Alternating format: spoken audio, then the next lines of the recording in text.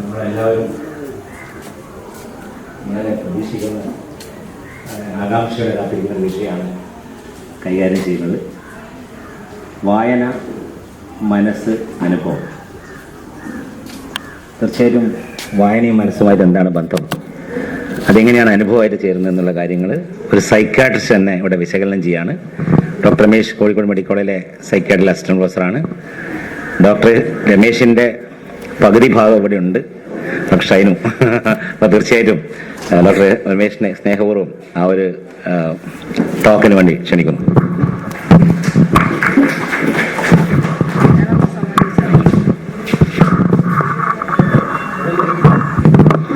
പ്രിയപ്പെട്ടവരെ, നിങ്ങൾ പലരെയും എനിക്ക് പരിചയമുണ്ട്.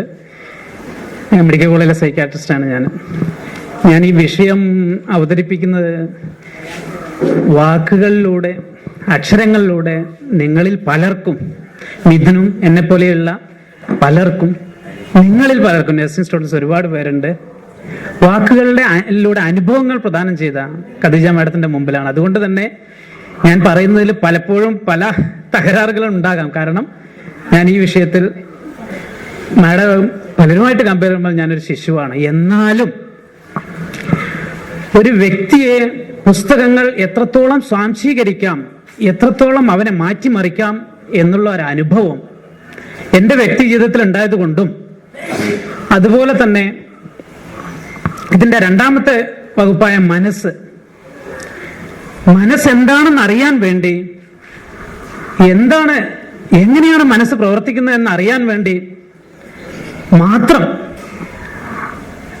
MD എൻട്രൻസിന് വേണ്ടി പ്രിപ്പയർ ചെയ്ത് സൈക്യാട്രി എടുക്കുകയും അവിടെ എത്തിയപ്പോൾ മനസ്സല്ല മരുന്നുകളുടെ പഠനമാണ് സൈക്യാട്രി എന്ന് അറിയുകയും, എന്നാലും തന്നെത്താനെ മനസ്സിനെ പറ്റി പഠിച്ച് ഈ ഒരുപാട് കാലം ഫ്രോയിഡും യുങ്ങും മാസ്ലോയും എന്ന് വേണ്ട മഹാരഥന്മാർ അന്വേഷിച്ച് നടന്ന മനസ്സെന്താണെന്നുള്ള പ്രതിഭാസത്തെ ശാസ്ത്രീയമായി അവതരിപ്പിച്ച ഒരു കാലഘട്ടത്തിൽ എൻ്റെ അഭിപ്രായത്തിൽ മിഥുനും ഞങ്ങളൊക്കെ പലപ്പോഴും ഡിസ്കസ് ചെയ്യുന്ന ആക്സെപ്റ്റൻസ് കമ്മിറ്റ്മെന്റ് തെറാപ്പി അല്ലെങ്കിൽ കോഗ്നിറ്റീവ് ഡിഫ്യൂഷൻ എന്നുള്ളൊരു ടെക്നിക്ക് ബിഹേവിയറൽ ലാബിൽ പരീക്ഷിച്ച് മനസ്സെന്താണെന്ന് ശാസ്ത്രീയമായി വിവരിക്കുന്ന ഒരു കാലഘട്ടത്തിലൂടെ രണ്ടാമത്തെ വിഷയത്തെ അറിയാൻ കഴിഞ്ഞതുകൊണ്ടും മനസ്സിനെ അറിഞ്ഞതുകൊണ്ട് തന്നെ അനുഭവങ്ങളെ വിവരിക്കാൻ അല്പമെങ്കിലും കഴിയുമെന്നുള്ള പ്രതീക്ഷയൊണ്ടും ഞാൻ ഈ വിഷയത്തിലേക്ക് കടക്കുകയാണ്. ഞാൻ പറഞ്ഞല്ലോ, വാക്കുകളിലൂടെ, അക്ഷരങ്ങളിലൂടെ നമ്മുടെ ഉള്ളിലേക്ക് പല പേഷ്യൻസിന്റെയും അവരുടെ മുമ്പിലേക്ക് വരുമ്പോൾ, മാഡം ഒരു രോഗിയെ പറ്റി വിവരിക്കുമ്പോൾ, ആ ഒരു ചികിത്സാ അനുഭവങ്ങളെ പറ്റി പറയുമ്പോൾ എൻ്റെ മുമ്പിൽ മനസ്സ് നിശ്ചലമാവുന്ന ഒരു അവസ്ഥയിൽ, അനുഭവങ്ങൾ ഉണ്ടാകുന്ന ഒരു അവസ്ഥയിൽ ആ രോഗി എൻ്റെ മുമ്പിലേക്ക് കടന്നു വരികയാണ്. അയാൾ അവിടെ ആ ടേബിൾ കിടക്കുകയാണെങ്കിൽ ആ രോഗി എൻ്റെ മുമ്പിലുണ്ട്.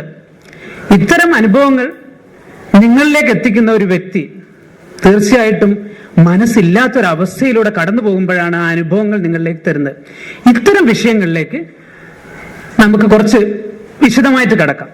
കാരണം മിഥുൻ എന്നോട്, എൻ്റെ വളരെ അടുത്ത സുഹൃത്താണ് മിഥുൻ, എന്നോട് ഇത്തരം കാര്യങ്ങളിലേക്ക് ഞങ്ങൾ പലപ്പോഴും ഡിസ്കസ് ചെയ്യുന്നു. ഞങ്ങളൊരു ചെറിയൊരു ഗ്രൂപ്പ് പലപ്പോഴും അഗാധമായി ചർച്ച ചെയ്യുന്ന വിഷയങ്ങളാണിത്. അതുകൊണ്ട് തന്നെ നിങ്ങളോട് ചെറുതായെങ്കിലും എനിക്ക് സംസാരിക്കാൻ കഴിയുമെന്ന് വിചാരിക്കുന്നു. അത് ഞാൻ എൻ്റെ വ്യക്തിപരമായ അനുഭവങ്ങളിലൂടെ ഇങ്ങോട്ടേക്ക് വരാം, വിഷയത്തിലേക്ക് വരാം. വർഷങ്ങൾക്ക് മുൻപ് 1992 എന്ന് തന്നെ പറയാം, മെഡിക്കൽ കോളേജ്, ഖദീജ മാഡമൊക്കെ അവിടെ ഉണ്ട്. ആ സമയത്തൊന്നും മാഡത്തിന് എനിക്ക് പരിചയമില്ല, കാരണം ഒരു പ്രത്യേക മാനസികാവസ്ഥയിലൂടെ കടന്നു പോവുകയാണ്.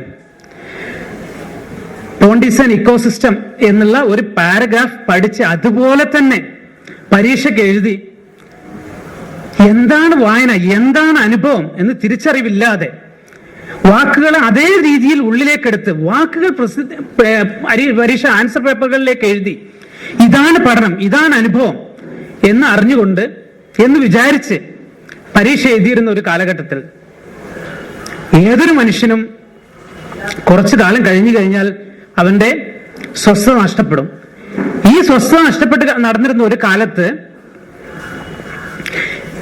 ഞാൻ ആദ്യം തന്നെ പറയാം, വാക്കുകൾ ഈ ആവശ്യത്തിന് മാത്രമാണ് നമ്മൾ വായനയിലേക്ക് എത്തുന്നത്.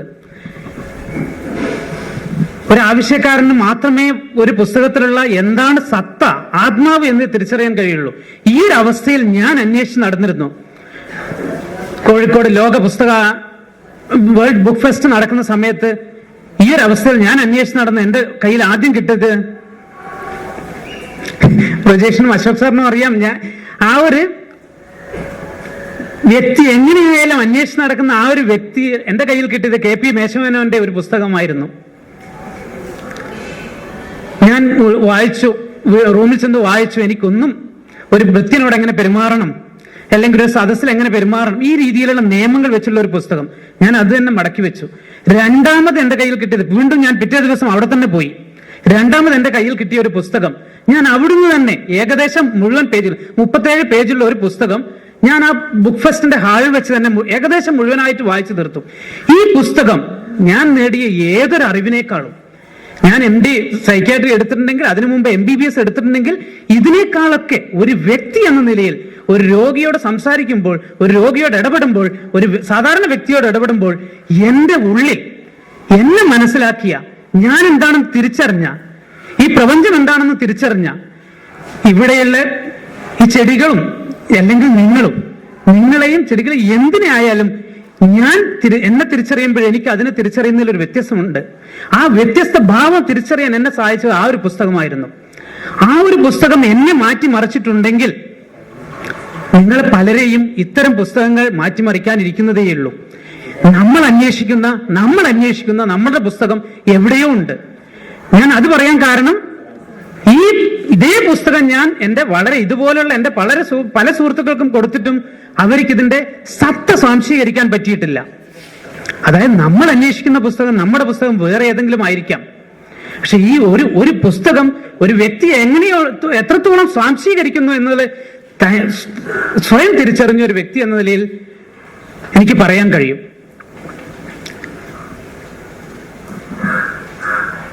രണ്ടാമത്, വായനയിലുള്ള, ഞാൻ ഒന്നും കൂടി പറയാം, വായനയിലുള്ള വാക്കുകൾ, അക്ഷരങ്ങൾ എങ്ങനെ അനുഭവങ്ങളായി മാറുന്നതിന് മുമ്പ് തന്നെ ചില ടെക്നിക്കൽ ചെറിയ കാര്യങ്ങൾ പറയാം. നമ്മളൊരു കമ്പ്യൂട്ടറിൽ ഒരു ഡാറ്റ സ്റ്റോർ ചെയ്യുന്നു, അല്ലെങ്കിൽ ഒരു പുസ്തകത്തിൽ ഒരു പുസ്തകം പകർത്തി എഴുതുന്നു. ഇവിടെ ഞാൻ അവിടെയില്ല, ഞാൻ വായിക്കുന്നു അല്ലെങ്കിൽ അതവിടെ എഴുതുന്നു, വാക്കുകൾ പകർത്തപ്പെടുന്നു. ഇതാണോ വായന? വാക്കുകൾ പകർത്തപ്പെടുന്നു. ഇവിടെയാണ് പലപ്പോഴും വിദ്യാർത്ഥികൾക്കും അല്ലെങ്കിൽ പഠിക്കുന്നവർക്കും എല്ലാവർക്കും പറ്റിയ ഏറ്റവും വലിയൊരു അബദ്ധം. വാക്കുകൾക്കിടയിലുള്ള സത്തകളെ തിരിച്ചറിയാനുള്ള കഴിവ് അതെങ്ങനെ സംഭവിക്കും? ഈ വാക്കുകളാണോ സത്യം, അതല്ല അനുഭവമാണോ സത്യം? ഒരു ചെറിയൊരു ഉദാഹരണം പറഞ്ഞ് ഞാൻ പോകാം. ഇന്നലെ 1 വയസ്സുള്ള എൻ്റെ മകനാണ്. അവൻ സംസാരിച്ച് തുടങ്ങിയിട്ടില്ല. ഞാൻ അവനോട് വെറുതെ, ഈ കുട്ടികളെ ഞങ്ങള് സൈക്യാട്രി പഠിക്കുന്നവരെ പലപ്പോഴും നിമാൻസിലും പോസ്റ്റിംഗിലുള്ള സമയത്തൊക്കെ MR സ്റ്റുഡൻസിനെ എങ്ങനെ ട്രെയിൻ ചെയ്യണം, അല്ലെങ്കിൽ മെന്റലി കുറച്ച് ബാക്ക്വേർഡായ കുട്ടികളെ എങ്ങനെ ട്രെയിൻ ചെയ്യണം എന്ന് ഞങ്ങൾ കുറെ പഠിക്കുന്നുണ്ട്. ആ സമയത്ത് ഞങ്ങൾ പഠിച്ച സ്പീച്ച് ഡിസബിലിറ്റിയുള്ള കുട്ടികളെ എങ്ങനെ ട്രെയിൻ ചെയ്യണം എന്നൊക്കെ പറയുമ്പോൾ കുട്ടികളോട് സംസാരിച്ചു കൊണ്ടിരിക്കുക, സാധാരണ കുട്ടികളോട് സംസാരിക്കുന്ന രീതിയിൽ സംസാരിച്ചു കൊണ്ടിരിക്കുക, അവരറിയാതെ അവരെ ലാംഗ്വേജ് ഡെവലപ്പ് ചെയ്തുകൊണ്ടേയിരിക്കും. ഞാൻ ഈ കാര്യം എൻ്റെ ഉള്ളിൽ ഇന്നലെ ഒന്ന് കത്തി. എൻ്റെ മോന് സംസാരിക്കാൻ അറിയില്ല, സംസാരിച്ചു തുടങ്ങിയിട്ടില്ല, കാരണം 1 വയസ്സാകുന്നില്ല, അവന്റെ സംസാരം ഡെവലപ്പ് ചെയ്തുകൊണ്ടിരിക്കുക. അവൻ ഇന്നലെ എൻ്റെ മൊബൈൽ എവിടെയാണെന്ന് ഞാൻ ചോദിച്ചപ്പോൾ അവന്റെ കൈ പിടിച്ച് പോയി ബെഡ് റെസ്റ്റിന്റെ ബാക്കിൽ അവൻ മൊബൈൽ എടുത്തിട്ടിട്ടുണ്ട്. അത് അവൻ കൊണ്ട് ഇതാന്ന് പറഞ്ഞ് കാണിച്ചു തന്നു. അവൻ സംസാരം ലാംഗ്വേജ് അവനിൽ ഡെവലപ്പ് ചെയ്തിട്ടില്ല, പക്ഷെ അവൻ അറിയാം എന്താണ് ഉദ്ദേശിക്കുന്നത്, ഇത് എന്താണെന്നുള്ളത്. അതവന് പറയാൻ അറിയില്ല. ഞാൻ പറഞ്ഞത് ഇതെന്താണ്, ഇതിൻ്റെ ഉള്ളിലുള്ള വാക്കുകൾക്കുള്ളിലുള്ള സത്ത ഇതെന്താണ് എന്ന് അവനറിയാം. അതിനുശേഷം വാക്കുകൾ വരികയാണെങ്കിൽ അവൻ വാക്കുകളിൽ പെട്ടുപോകുന്നില്ല. ഇതിൻ്റെ ഉള്ളിലുള്ള ഒരു കാര്യം വായിക്കുകയാണെങ്കിൽ അതിൻ്റെ ഉള്ളിലുള്ള കാര്യങ്ങൾ അറിയാൻ അവന് കഴിയും. വാക്കുകൾക്കുള്ളിലുള്ള ഈ സത്തയെ തിരിച്ചറിയാനുള്ള കഴിവാണ് വായന. അതല്ലാതെ പുസ്തകങ്ങളിൽ ഞാൻ പണ്ട് ചെയ്തതുപോലെ, കാരണം അതെന്നെ എത്രത്തോളം എന്റെ ഭീതിപ്പെടുത്തിയിട്ടുണ്ടെന്ന് അനുഭവിച്ചറിഞ്ഞുകൊണ്ട് ഞാൻ പറയാം, വാക്കുകളായിട്ട് എടുക്കുമ്പോൾ അത് ഏറ്റവും വിനാശകരമാണ്. കാരണം ഞാൻ ഒരു ഉദാഹരണം പറയാം. KP രാമനുണ്ണി സാറ് ഞാൻ കഴിഞ്ഞ മാതൃഭൂമി വാർഷിക പതിപ്പിലെ ഒരു വിശദമായ ഒരു മനസ്സ് മലയാളം എന്നുള്ള ഒരു ലേഖനം ഉണ്ടായിരുന്നു സാറിന്റെ. അതിന്റെ ഒരു വലിയൊരു പാർട്ട് മനസ്സിനെ പറ്റി ഞാൻ സാറുമായിട്ടുള്ള ഒരു ഡിസ്കഷൻ ആയിരുന്നു. അതിൽ സാറ് പറയുന്നുണ്ടായിരുന്നു, അതായത് തികച്ചും ആത്മീയമായ ഒരു ചുറ്റുപാടിൽ വിവേകാനന്ദനെ പറ്റിയും ആത്മീയ പുസ്തകങ്ങൾ മാത്രം വായിച്ചു വളർന്ന പൊന്നാനിയിലെ ഒരു കുടുംബത്തിൽ നിന്നും കോഴിക്കോട് ക്രിസ്ത്യൻ കോളേജിൽ പഠനത്തിന് വന്നപ്പോൾ നേരെ തിരിച്ച് അവിടെ കമ്മ്യൂണിസം കത്തി നിൽക്കുന്ന കാലം. അപ്പം ആത്മീയതയാണോ കമ്മ്യൂണിസമാണോ യഥാർത്ഥ ശരി എന്നുള്ള കടുത്തൊരു ആശങ്ക, ഒരു ഒബ്സസീവ് തോട്ട്, ഇതാണോ അതാണോ ഇതാണോ അതാണോ, ഇങ്ങനെ ഒരു കടുത്ത കൺഫ്യൂഷൻ. ഇങ്ങനെ ഈ കൺഫ്യൂഷൻ സ്റ്റേറ്റിൽ വായിക്കുന്നില്ല, പരീക്ഷ എഴുതുന്നില്ല, ആകെ ബുദ്ധിമുട്ടുന്നു, ആകെ ഉൾവലിഞ്ഞിരിക്കുന്നു. ആരൊക്കെ അദ്ദേഹത്തിന് ഏറ്റവും അന്നത്തെ പ്രശസ്തരായ സൈക്യാട്രിസ്റ്റിന്റെ അടുത്ത് കൊണ്ടുപോയപ്പോൾ 24 കോഴ്സ് ഇൻസുലിൻ കോമ തെറാപ്പി ചെയ്ത് എങ്ങനെ ഭാഗ്യം കൊണ്ട് ജീവിതത്തിലേക്ക് തിരിച്ചു വന്ന ഒരു വ്യക്തിയാണ് അയാൾ. ഇതാണ് ആ പുസ്തകത്തിൽ വിവരിച്ചിരിക്കുന്ന അന്ന്. ഇതേപോലൊരു കൺഫ്യൂഷൻ നിങ്ങളെ എത്തിക്കുന്നതാണ് നിങ്ങൾ വാക്കുകളിൽ പെട്ടുപോകുമ്പോൾ, വായനയിലെ വാക്കുകളിൽ പെട്ടുപോകുമ്പോൾ. പറയുന്നത് എന്താണോ അതിനുള്ളിൽ എന്താണുള്ളത്. ഖദീജ മാഡം ഒരു പുസ്തകം എഴുതുമ്പോൾ ഖദീജ മാഡത്തിന്റെ വാക്കുകളെ നിങ്ങൾ പിടിച്ചു കഴിഞ്ഞാൽ നിങ്ങൾ നഷ്ടപ്പെട്ടു, നിങ്ങൾ അവിടെ ഇല്ല. അതിനുള്ളിലുള്ള അനുഭവമുണ്ട്. എന്റെ കുട്ടി എനിക്ക് കാണിച്ചു തന്ന അവൻ അറിയുന്ന ഒരു സത്തയുണ്ട്. ആ സത്തയെ ഒരു പുസ്തകത്തിൽ നിന്ന് നമുക്ക് സാംശീകരിക്കാൻ കഴിഞ്ഞു കഴിഞ്ഞാൽ വാക്കുകൾ നമുക്ക് വലിച്ചെറിയാം, വാക്കുകൾ നമ്മൾ പെട്ടുപോകുന്നില്ല. ഇവിടെയാണ് വായനയും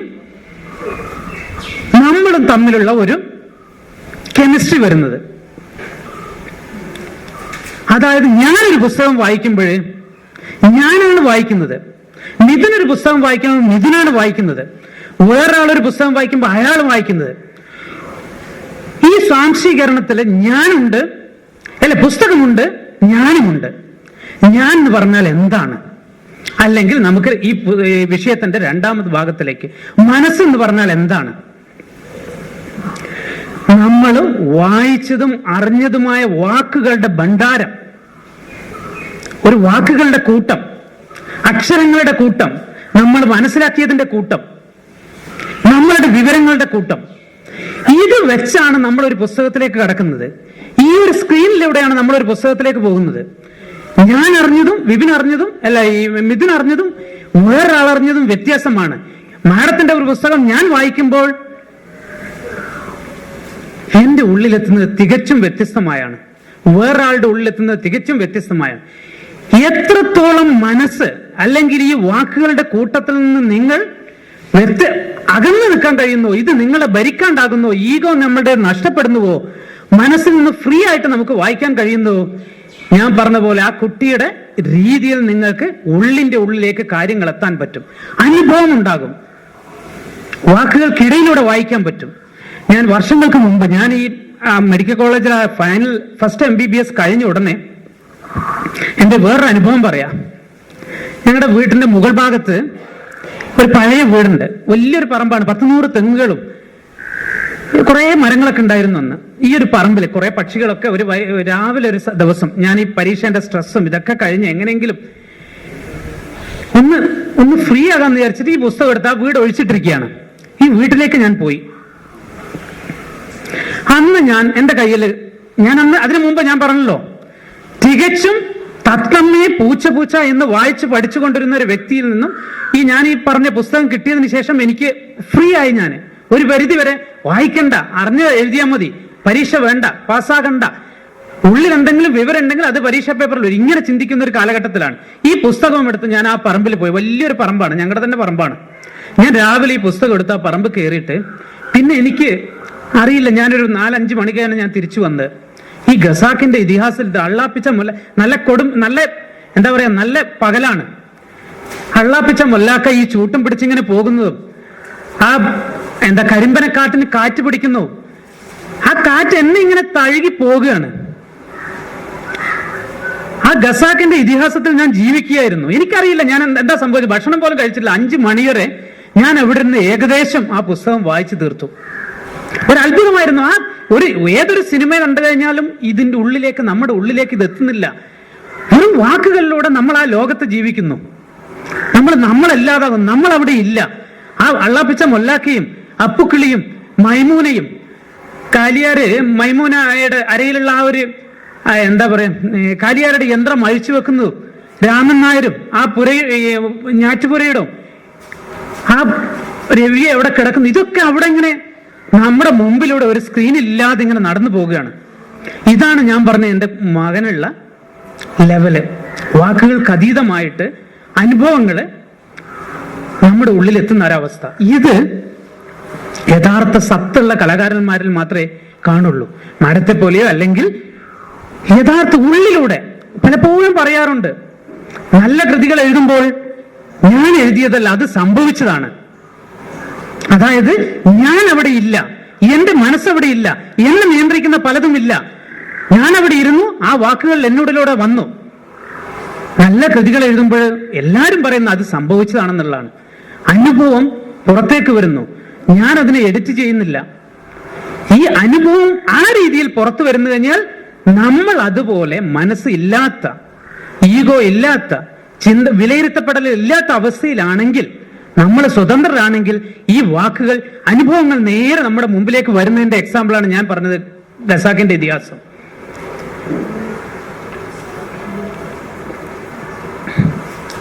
ഇത് ഉള്ളിലെത്തുകയാണ്, അനുഭവം ഉള്ളിലെത്തുകയാണ്. വേറൊരു ഉദാഹരണം പറയും, ഇതേപോലെ തന്നെയാണ് അനുഭവങ്ങൾ പലതും. ഞാൻ ഒരു സിനിമ കണ്ടു കഴിഞ്ഞാൽ തന്നെ ബാക്ക് പെയിൻ വരുന്ന ഞാൻ രാവിലെ 8 മണി മുതൽ രാത്രി 12 മണി വരെ കഴിഞ്ഞ വർഷവും അതിന് മുമ്പിലത്തെ വർഷവും ഫിലിം ഫെസ്റ്റിവലിന് പോയിട്ട് ഇതേപോലുള്ള അനുഭവങ്ങൾ നേരിട്ടിരുന്ന ലോക ക്ലാസിക് ഫിലിം തിരുവനന്തപുരത്ത് പ്രദർശിക്കുമ്പോൾ അവിടെ നമ്മളില്ല, മടുപ്പില്ല, അനുഭവങ്ങൾ മാത്രമേ ഉള്ളൂ. രാവിലെ 8 മണി മുതൽ രാത്രി 11 മണി വരെ നമുക്ക് കാണാൻ പറ്റും, ഒരു മടുപ്പും ഇല്ലാതെ. ഇത്തരം കൃതികള് നമ്മളിലേക്ക് എത്തണമെങ്കിൽ 2 കാര്യങ്ങൾ: അനുഭവങ്ങൾ വരണം, രണ്ടാമത്തത് നമുക്ക് അനുഭവങ്ങൾ സ്വാംശീകരിക്കാനുള്ള കഴിവ് വേണം. ഇവിടെയാണ് നമ്മൾ മനസ്സെന്താണെന്ന് അറിയേണ്ടത്. ഈ വാക്കുകളുടെ, അക്ഷരങ്ങളുടെ, വാചകങ്ങളുടെ കൂടാരമാണ് മനസ്സ്.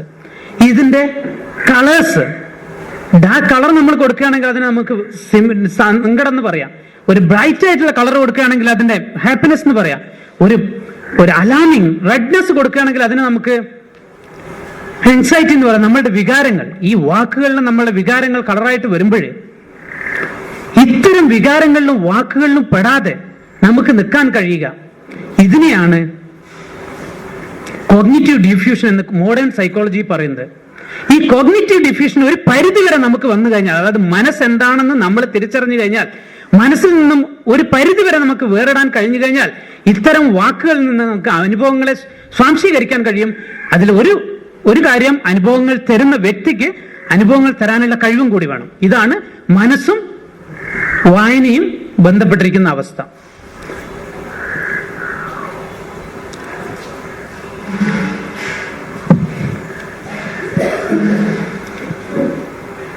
ഇത് പലപ്പോഴും നമ്മളുടെ ഇടയിലുള്ള നമുക്ക് തന്നെ നഷ്ടപ്പെട്ടു പോകുന്നുണ്ട്.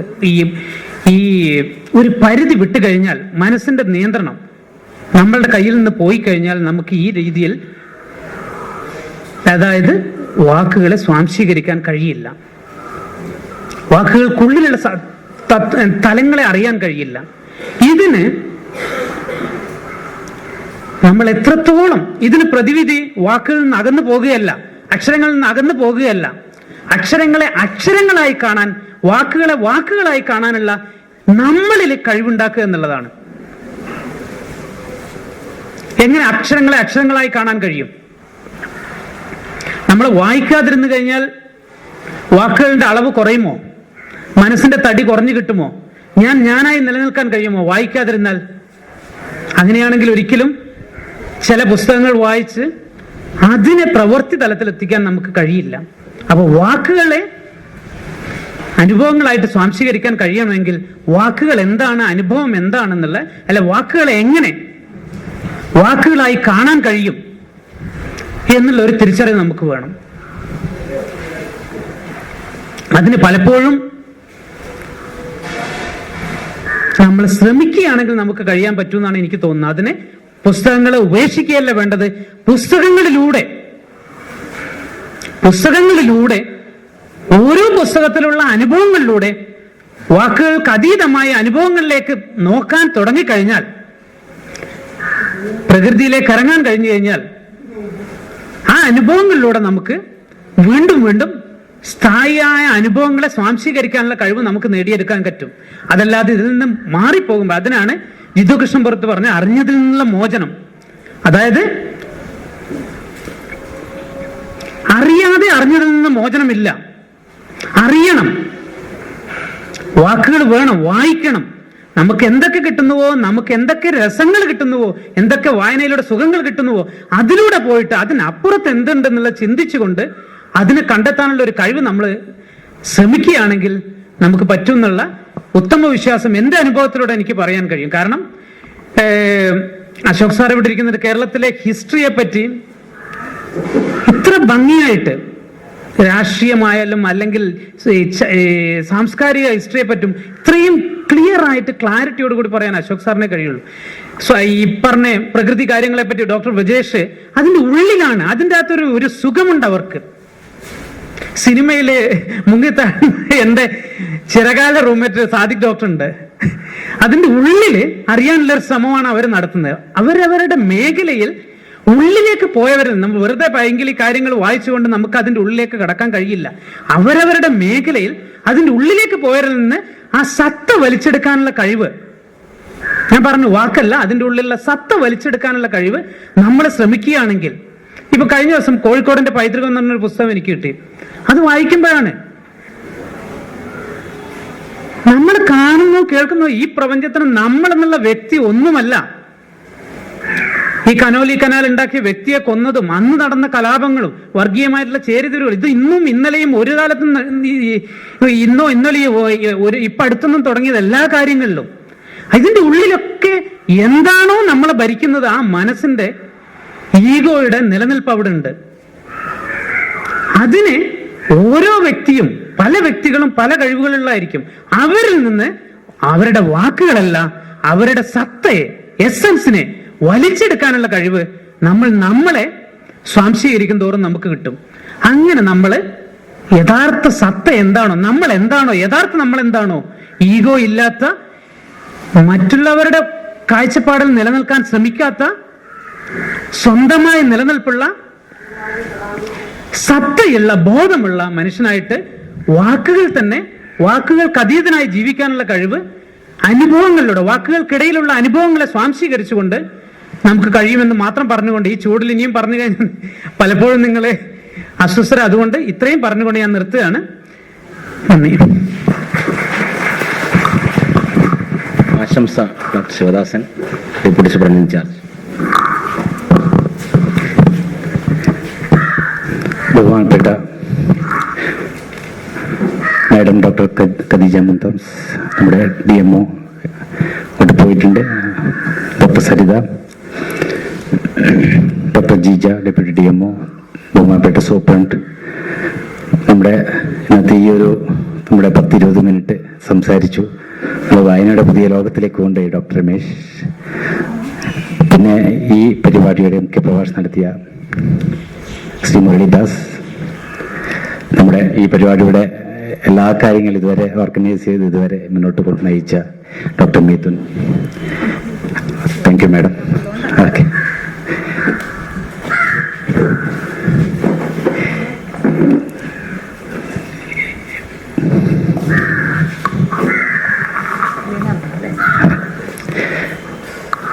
ഈ പരിപാടിയിൽ പിന്നെ എനിക്കൊരു 3-4 കാര്യങ്ങൾ പറയാനുണ്ട്. അവിടെ പണ്ടേ ഉള്ള ഒരാളായതുകൊണ്ട് എനിക്ക് 2-3 കാര്യങ്ങൾ പറയാനുണ്ട്. അതിൽ ആദ്യത്തെ ഒരു പോയിന്റ്, നമ്പർ 1, നിങ്ങൾ ഇവിടെ കാണുന്ന ഈ ലൈബ്രറി ശരിക്കും ഒരു പഴയ ഒരു സ്റ്റോറായിരുന്നു. അവിടെ കുറെ മരങ്ങളും കുറെ വേണ്ടാത്ത കുറെ പുസ്തകങ്ങളൊക്കെ ഉണ്ടായിരുന്നു, റെക്കോർഡ്സ് ഇതെല്ലാം. ഒരു ഭയങ്കര പൊടി പിടിച്ച വളരെ ഇരുളടഞ്ഞ ഒരു മുറി, ആ റൂം, ആ ഒരു ഹാള് ഈ ഒരു ലൈബ്രറിക്ക് വേണ്ടി മാറ്റിയെടുത്തു. അന്നത്തെ നമ്മുടെ അതിനുവേണ്ടി ശ്രമിച്ച നമ്മുടെ ഇവിടുത്തെ പൂർവികരായ madam superintendent, madam Saritha madam അടക്കമുള്ള പൂർവികരായ നമ്മുടെ സ്ഥാപന മേധാവികളെ ഞാൻ നന്ദിയോടെ സ്മരിക്കുന്നു. കാരണം ഇങ്ങനെയുള്ള ഒരു സ്ഥാപനത്തിൽ ഇത് അത്യാവശ്യമാണെന്ന് തീർച്ചയായിട്ടും അവർക്ക് തോന്നിയിട്ടുണ്ട്. അതുകൊണ്ടാണ് അത് അന്നത്തെ ആ ഒരു ഇതിലാണ് നമ്മൾ ചെയ്തത്. പക്ഷെ അതിനുശേഷം നമുക്ക് ഒരുപാട് പുസ്തകങ്ങൾ കിട്ടി. ലൈബ്രറി കൗൺസിലിൻ്റെ പൂർണ്ണമായ സഹകരണത്തോടുകൂടി ഒരുപാട് പുസ്തകങ്ങൾ വന്നു. പക്ഷേ സർക്കുലേഷൻ അത് ആരുടെ കയ്യിലെത്താത്തൊരവസ്ഥ വന്നു. അപ്പോൾ സരിത മേഡം അമ്മ ഒരുപാട് ശ്രമം നടത്തി. അപ്പൊ അതിന്റെ കൂടെ ആ ശ്രമത്തിൽ കൂടെ പങ്കുചേരാൻ എനിക്കും കഴിഞ്ഞു. അത് എനിക്ക് സന്തോഷമുണ്ട്. കാരണം നമ്മുടെ ഈ അറിവ്, അതായത് നമ്മൾ ഈ വായിക്കുന്നത് ഓൾറെഡി പറഞ്ഞു കഴിഞ്ഞു. നമ്മൾ ഏറ്റവും കൂടുതൽ നമ്മളെ കോഗ്നിറ്റീവ് പ്രോസസ്സിന്, നമ്മളെ ചിന്ത ഏറ്റവും കൂടുതൽ സ്വാധീനിക്കുന്നത് വായനയാണ്.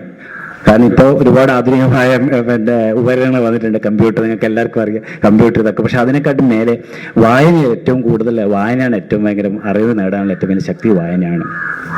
അത് എല്ലാവരും സമ്മതിക്കുന്ന കാര്യങ്ങളാണ്. പക്ഷെ വായന കുറഞ്ഞു. അതുകൊണ്ട് തന്നെ നമ്മളെ സർക്കുലേഷൻ ഇവിടുന്ന് പുസ്തകങ്ങൾ പോകുന്നില്ല. അപ്പോൾ ഞാൻ പറയുന്നു, ഒരു രോഗി പുസ്തകം വായിച്ചു, പക്ഷെ അവർ ഒരു പേജോ മുമ്പിലൂടെ കീറി കഴിഞ്ഞാൽ അതിന് നമ്മൾ വലിയ ഒരു പ്രാധാന്യം കൽപ്പിക്കേണ്ടതില്ല. കാരണം ആരും അത് വേണമെന്ന് വെച്ച് കീറിക്കളിയൊന്നും ചെയ്യില്ല. ഒരു പേഷ്യൻ്റ് അങ്ങനെ ചെയ്യില്ല. കാരണം അയാൾ തീർച്ചയായിട്ടും ആ പുസ്തകം ഇഷ്ടപ്പെട്ടാൽ തീർച്ചയായിട്ടും അയാളത് കീറില്ല. അപ്പോൾ അന്ന് നമ്മളെ എല്ലാവരോടും പറഞ്ഞു തന്നു, അവിടെ വാർഡിലുള്ള സ്റ്റാഫ് നഴ്സ്, നിങ്ങൾ ചെയ്തോളൂ, നമ്മളെല്ലാം സപ്പോർട്ടുണ്ട്, നിങ്ങൾക്ക് ചെയ്തോളൂ, നിങ്ങളെല്ലാം കൊടുക്കും, പേഷ്യന് പുസ്തകങ്ങൾ കൊടുത്തുകൊണ്ട് പോയിക്കും. പക്ഷെ എന്തുകൊണ്ടോ അത് ആദ്യം 1-2 ആൾക്കാർ ശ്രമിച്ചിരുന്നു. പക്ഷേ പിന്നെ എന്തുകൊണ്ടോ അത് മുന്നോട്ട് കൊണ്ടുപോകാൻ കഴിഞ്ഞില്ല. അതെനിക്ക് ഭയങ്കര വിഷമമുണ്ട്. കാരണം ഞാൻ ആദ്യമേ ഈ ലൈബ്രറിയിലെ ഞാൻ എടുത്ത 2ാമത്തെ മെമ്പറാണ്. ആ ലൈബ്രറിയിലെ പുസ്തകത്തിൽ 2ാമത്തെ മെമ്പറാണ് ഞാൻ. പക്ഷേ എന്നിട്ടും അന്ന് വളരെയധികം സപ്പോർട്ട് നമ്മളൊക്കെ കൊടുത്തിട്ടും അത് പുറത്ത് പുസ്തകങ്ങൾ അവിടുന്ന് സ്വാതന്ത്ര്യം കിട്ടാതെ അതിനുള്ളിൽ തന്നെ കടന്നു. അത് വലിയൊരു കഷ്ടമാണ്, വലിയൊരു നഷ്ടമാണ്. അത് എനിക്ക് ദുഃഖമുണ്ട്. പക്ഷേ നമ്മുടെ പുതിയ സൂപ്രണ്ട് സാർ വന്നു. ഇപ്പോൾ ഇങ്ങനെ ഒരു പരിപാടി കുറച്ചും കൂടി ആക്റ്റീവായിട്ട് മുന്നോട്ട് പോകും എന്നുള്ള ഒരു പ്രതീക്ഷ എനിക്കുണ്ട്. എല്ലാ പുസ്തകങ്ങൾ ഇവിടെ നമുക്ക് കൊടുക്കാൻ പറ്റിയ പുസ്തകങ്ങൾ രോഗികൾക്കും അവരുടെ ബന്ധുക്കൾക്കും ആർക്കായാലും എത്തണം. അതിനു വേണ്ടിയിട്ട് എല്ലാവരും ശ്രമിക്കണം എന്ന് ഞാൻ നമ്മുടെ ജീവനക്കാരോടും എല്ലാവരോടും അപേക്ഷിക്കുകയാണ്. കാരണം അതൊരു വലിയൊരു കാര്യമാണ്. ഇതിനുവേണ്ടി ഒരു 5-6 കൊല്ലം മുമ്പേ ശ്രമിച്ചുകൊണ്ടാണ്, പക്ഷെ പരാജയപ്പെട്ടു. പക്ഷേ ഇനി അത് മുന്നോട്ട് കൊണ്ടുപോകും എന്ന് ഞാൻ പ്രതീക്ഷിക്കുന്നു. ഈ പരിപാടി നമ്മൾ ആശംസിക്കേണ്ടതില്ല, കാരണം നമ്മളാണ് നടത്തിക്കൊണ്ടുപോകേണ്ടത് ഈ ലൈബ്രറിയിൽ. പക്ഷേ എന്നാൽ കൂടി ഈ ഒരു ഉദ്യമത്തിന് എല്ലാ നന്മകളും മനസ്സിൽ നേരുന്നു. നന്ദി.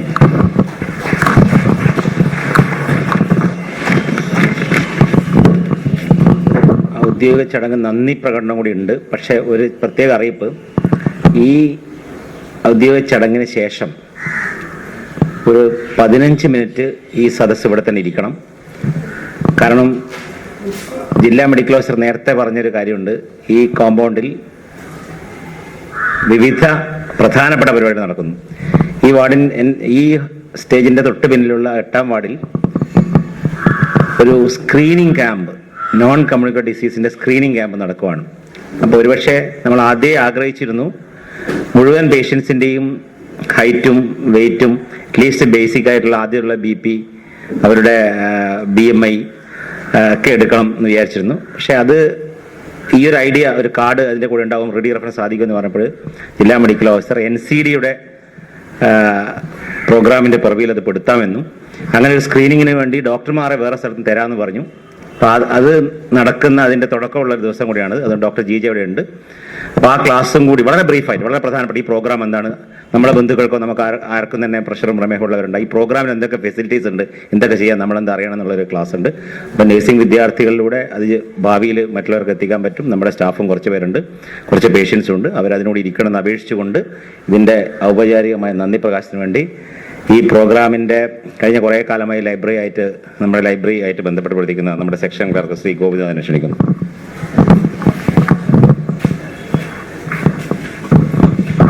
നമ്മുടെ ലൈബ്രറി കൗൺസിലിൻ്റെ ഈ ബോധവൽക്കരണ പരിപാടിയിലേക്ക് സ്വാഗതം ആശംസിച്ച ഡോക്ടർ മിഥുൻ S, അധ്യക്ഷം വഹിച്ച ഡോക്ടർ N രാജേന്ദ്രൻ സൂപ്രണ്ട്, ഉദ്ഘാടനം നിർവഹിച്ച ഡോക്ടർ ഖദീജ മുംതാസ്, മുഖ്യാതിഥിയായി പങ്കെടുത്ത ഡോക്ടർ RL സരിത ജില്ലാ മെഡിക്കൽ ഓഫീസർ, മുഖ്യപ്രഭാഷണം നടത്തിയ Shri Murali Das, president Kozhikode taluk library council, വിഷയാവതരണം നടത്തിയ doctor Ramesh, assistant professor psychiatry medical college Kozhikode, പിന്നെ ആശംസാ പ്രസംഗം നടത്തിയ doctor Jeeja, deputy DMO Kozhikode, doctor KK Sivadasan, deputy superintendent mental hospital എന്നിവർക്ക് എൻ്റെ സ്വന്തം പേരും താലൂക്ക് ലൈബ്രറി ജില്ലാ താലൂക്ക് ലൈബ്രറി കൗൺസിലിന്റെ പേരിലും എൻ്റെ നന്ദി അറിയിക്കുന്നു. ഈ ചടങ്ങ് കഴിയുന്നു. അടുത്ത് ടുബാക്കോ കൺട്രോൾ. അപ്പം NCDയുടെ നോൺ കമ്മ്യൂണിറ്റി ഡിസീസിൻ്റെ ഒരു അവിഭാജ്യ ഘടകമാണ് ടുബാക്കോ കൺട്രോൾ. ആ വിഷയത്തെ പറ്റി doctor Jeeja deputy D M പറയുന്നതാണ്. ഈ ആശുപത്രിയെ സംബന്ധിച്ചും അത് വളരെ പ്രസക്തമാണ്. ഇന്ന് ക്ലോസ്ഡ് വാർഡുകളിൽ പുകവലി ഇല്ല എന്നാണ് ഞാൻ മനസ്സിലാക്കുന്നത്. ഇന്നാ ഞാൻ പറഞ്ഞു, ഒരുപക്ഷെ രാത്രിയോ മറ്റോ സംഭവിക്കുന്നുണ്ടെങ്കിൽ അത് തെറ്റാണ്. അതിനുള്ളൊരു ശ്രമം തുടങ്ങിയിട്ടുണ്ട്. എല്ലാ കാറ്റഗറി സ്റ്റാഫിന്റെ മീറ്റിംഗിൽ അത് പറഞ്ഞിട്ടുണ്ട്. ഈ ക്യാമ്പസ് അക്ഷരാർത്ഥത്തിൽ പുകയില വിമുക്തമായിരിക്കണം. പുകയില എന്നല്ല, മദ്യപാനെല്ലാം വിമുക്തമായിരിക്കണം. അതിൽ യാതൊരു സംശയമില്ല. അത് ഡോക്ടർമാരും അത് കൺവിൻസ്ഡ് ആണ്, സ്റ്റാഫും കൺവിൻസ്ഡ് ആണ്. പക്ഷേ എത്രയോ വർഷങ്ങളായി, അല്ലെ എത്രയോ കാലങ്ങളായിട്ട് അറിഞ്ഞും അറിയാതെയും നടക്കുന്ന ഒരു കാര്യമായതുകൊണ്ട് ചില പ്രായോഗിക ബുദ്ധിമുട്ടുകൾ സ്റ്റാഫ് പറഞ്ഞിട്ടുണ്ട്. ആ പ്രായോഗിക ബുദ്ധിമുട്ടുകളൊന്നും തന്നെ ഉത്തമമായ ഒരു ലക്ഷ്യം നേടുന്നതിന് തടസ്സമായിക്കൂടാ. ഈ വിഷയം സംസാരിക്കുന്നുണ്ട് ഡോക്ടർ ജീജ ഡെപ്യൂട്ടി DMO കോഴിക്കോടിനോട് അപേക്ഷിക്കും.